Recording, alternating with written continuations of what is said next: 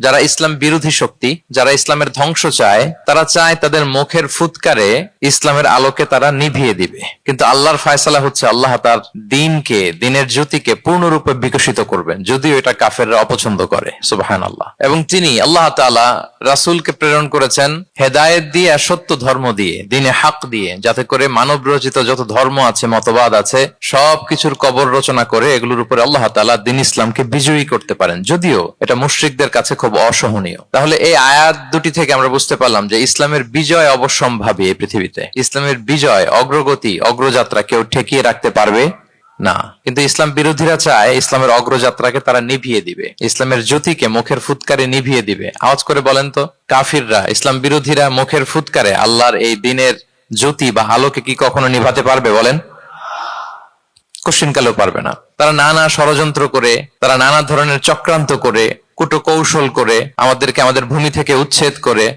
আমাদের ভূখণ্ডে বোমা নিক্ষেপ করে, নানা ধরনের ষড়যন্ত্রের ছক এঁকে আমাদের নওজওয়ানদেরকে শহীদ করে, গ্লোবাল সমুদ ফ্লোটিলার মতো নৌবহরকে আটকে দিয়ে ওরা ভাবে যে ওরা ইসলামের বিজয়কে ঠেকায় ফেলবে। আসলে কি পারবে?